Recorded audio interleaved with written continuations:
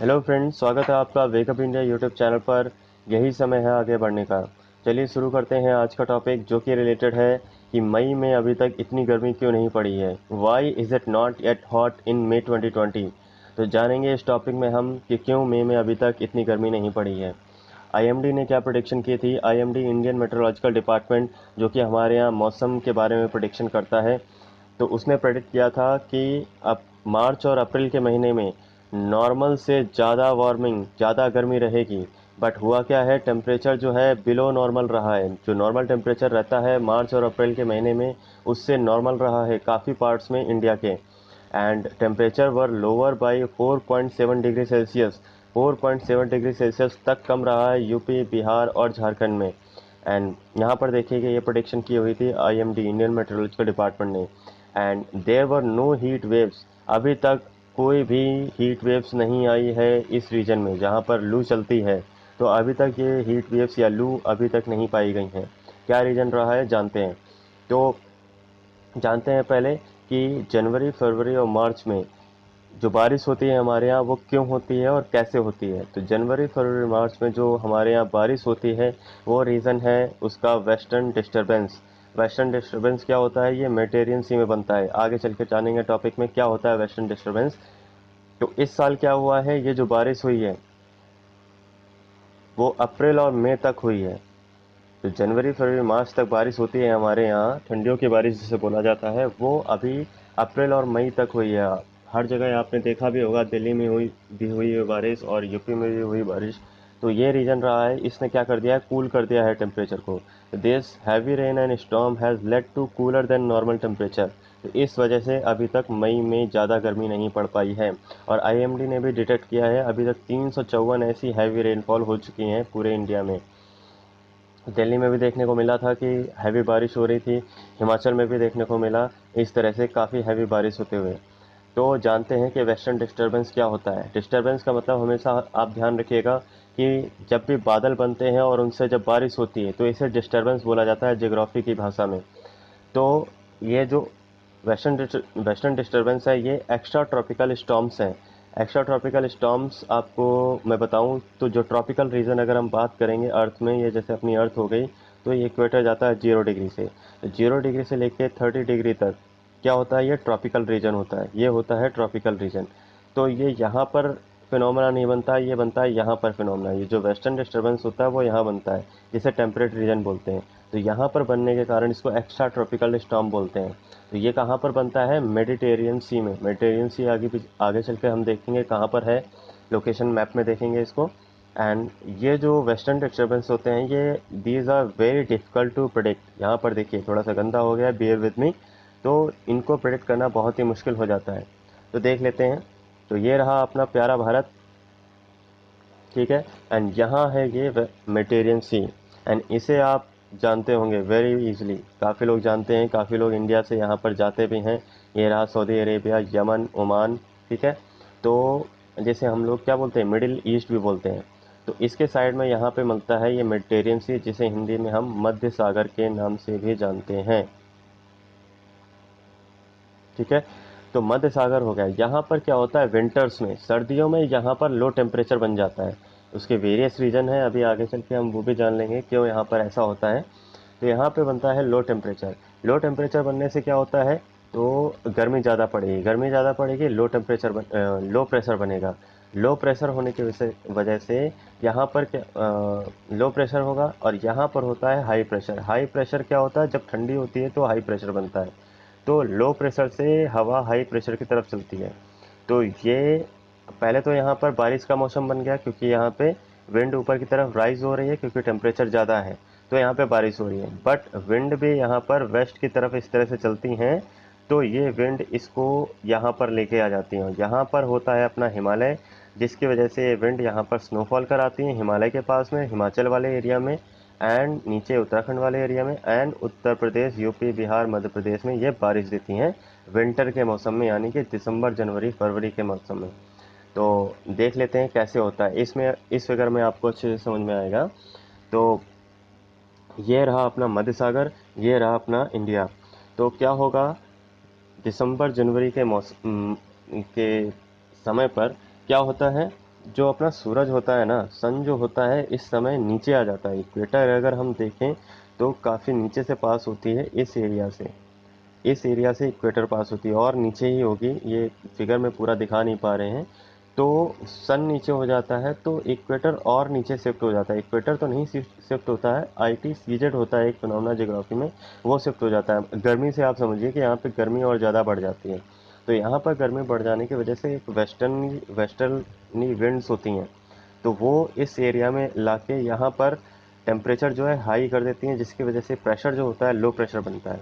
तो temperature high होने की वजह से इस मध्य सागर में जो पानी होता है वो वाष्पित होकर ऊपर उठता है, वाष्पित होकर ऊपर उठता है तो बादल बनते हैं, जिस वजह से बारिश होती है। तो वेस्टर्ली विंड क्या होती है, इन बादल को इधर खींच के ले आती हैं। दिसंबर के महीने की बात चल रही है ये, और यहाँ पर अपना हिमालय, तो ये हिमालय से जब ये बादल यहाँ पे टकराएंगे तो यहाँ पर स्नोफॉल करते हैं और अपने इधर यूपी, बिहार और मध्य प्रदेश रीजन में, झारखंड रीजन में बारिश देते हैं। ये पूरा कॉन्सेप्ट आपको समझ में आया होगा। तो ये रहा सैटेलाइट इमेज, किस तरह से वेस्टर्न डिस्टर्बेंस की वजह से ये बादल इधर आ रहे हैं एंड यहाँ पर हिमालय वाले रीजन में ये कंसंट्रेट हुए, यहाँ पर ये स्नोफॉल कराएंगे और यहाँ बारिश कराएंगे। अगली इमेज में जानेंगे, ये आपको एकदम एग्जैक्टली ये फिगर में दिखा दिया हुआ है, वेस्टर्न डिस्टर्बेंस यहाँ पे बना है, फिर ये इस तरफ बढ़ा हुआ है। सारी इमेज में हमने अच्छे से जाना इसे। अब कभी नहीं बोलेंगे कि विंटर के सीज़न में गर्मी होती नहीं है, बादल बनते नहीं हैं तो बारिश कैसे हो जाती है। वो होती है इस वजह से क्योंकि ये बादल यहाँ से आते हैं और यहाँ बारिश कराते हैं। तो वेस्टर्न डिस्टर्बेंस के बारे में हम जान रहे थे। तो ये क्या होता है, नॉन मानसूलन प्रेसिपिटेशन होता है। नॉन मानसूलन मतलब मानसून जो होता है हमारा वो किधर से आता है, अगर इंडिया की बात करें तो मानसून जो हमारा होता है ये इस वजह से आता है, यहाँ से आता है।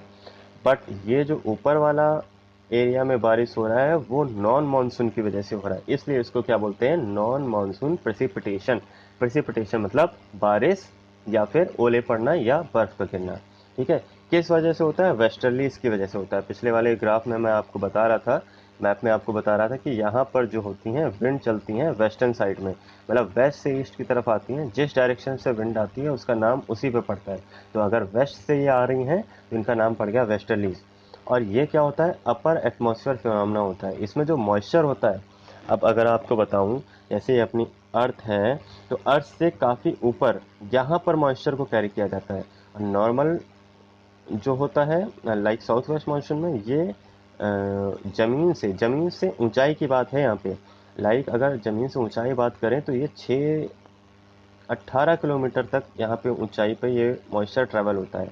और नॉर्मली जो अपना साउथ वेस्ट मानसून, ये जो साउथ वेस्ट मानसून आ रहा है, यहाँ से जो मानसून आता है ये लगभग 2 किलोमीटर की ऊंचाई पर ट्रैवल करता है और बारिश कराता है। तो देखिए ये 18 किलोमीटर और ये 2 किलोमीटर, तो इतना डिफरेंस रहता है। इस वजह से इसे अपर एटमॉस्फेयर में ट्रैवल करने वाला मानसून बोला जाएगा या नॉन मानसून बोला जाएगा।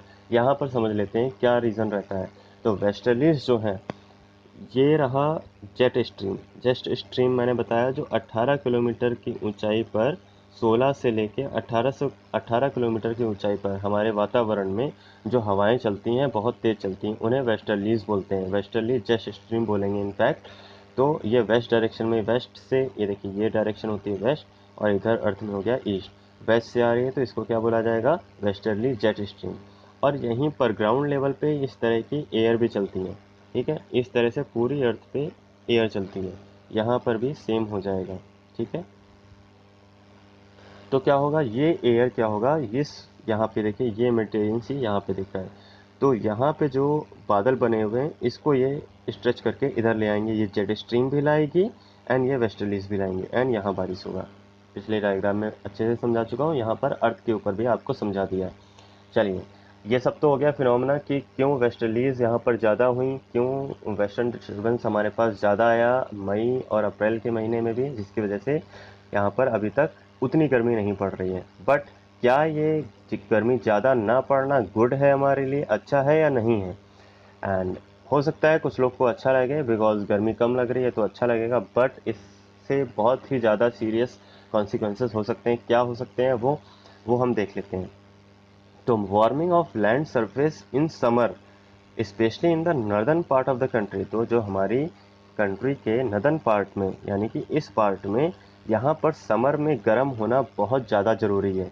Y is it essential? For attracting the monsoon wind. अब क्यों यहाँ पर गर्म होना ज़रूरी होता है? बिकॉज यहाँ पे जो अपनी मानसून वाली विंड बनती हैं, इसको ये अट्रैक्ट करता है। बिकॉज यहाँ पे बनता है लो प्रेशर। मैंने बताया था पीछे वाले में कि अगर यहाँ पे गर्मी ज़्यादा है तो टेम्परेचर क्या हो जाएगा? High temperature. हाई टेम्परेचर होगा तो क्या होगा? हवा यहाँ से ऊपर की तरफ उठ जाएंगी। ऊपर उठ जाएंगी तो हवा जब भी ऊपर उठेगी तो नीचे क्या बन जाएगा? Low pressure. और यहाँ पर क्या है? ओशियन में हाई प्रेशर है।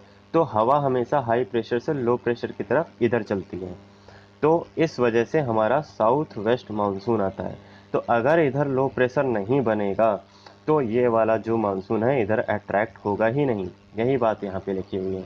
तो कमिंग साउथ वेस्ट मानसून इस वीकेंड, तो वो वीक हो जाएगा, वो मानसून उधर नहीं आएगा। तो जिस वजह से क्या होगा? बारिश नहीं होगी। इस फिगर में देखते हैं, यहाँ से इस तरह से मानसून इधर जाता है, या जो हमारी मॉइस्चर से भरी हुई हवाएं ओशियन से इधर चलती हैं तो मॉइस्चर भर जाता है और यहाँ पे फिर से इधर ट्विस्ट हो जाती हैं। क्यों शिफ्ट हो जाती हैं? उसका रीज़न है कोरिलेसिस फोर्स। कभी और समझाऊंगा मैं आपको।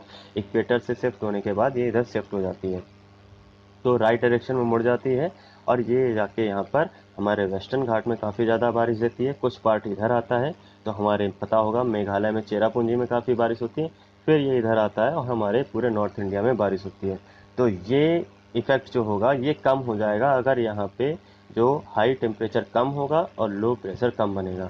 ये वाली विंड यहाँ अट्रैक्ट नहीं होगी तो क्या होगा? बारिश कम होगी। अब बारिश कम होगी तो उसका क्या असर होगा? तो बारिश कम हो रही है तो उस वजह से क्रॉप्स जो हैं वो इफ़ेक्ट हो जाएंगी। हमारा की पूरी जो खरीफ फसल होती है, चावल पैदा होता है और बाकी जो खेती होती है वो किस पे डिपेंड करती है? अपने साउथ वेस्ट मानसून पे।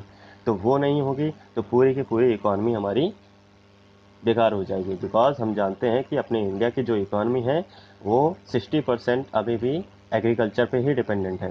तो अब फिर फार्मर परेशान होगा, वो डिस्ट्रेस में चला जाएगा। तो इसी वजह से इसको बोला जाता है कि जो साउथ वेस्ट मानसून होता है is the real finance minister of India. अगर जिस फाइनेंस मिनिस्टर ने साउथ वेस्ट मानसून को अच्छे से डिटेक्ट किया, या फिर साउथ वेस्ट मानसून जो होता है अगर अच्छा आया तो क्रॉप्स अच्छी होंगी, तो इकॉनमी अपने आप अच्छी होगी। अगर नहीं आया तो इकॉनमी अपने आप डाउन हो जाएगी। तो इसीलिए इसको real finance minister of the India बोलते हैं। तो ये थी हमारी आज की डिस्कशन। होप आपको काफ़ी कॉन्सेप्ट क्लियर हुए होंगे। और डिटेल में अगर आप किसी पर्टिकुलर टॉपिक पे जानना चाहते हैं तो हमें बताएं, हम उस पर आपके लिए लेक्चर प्रोवाइड करेंगे। तो ये थी हमारी आज की डिस्कशन। चलिए इसी के साथ वाइंड अप करते हैं। थोड़ा लेक्चर ज़्यादा बड़ा हो गया था, please bear me with that. So इसी के साथ फिनिश करते हैं। Be positive, be aware and be safe and keep the environment green. Thank you so much. Jai Hind, जय भारत।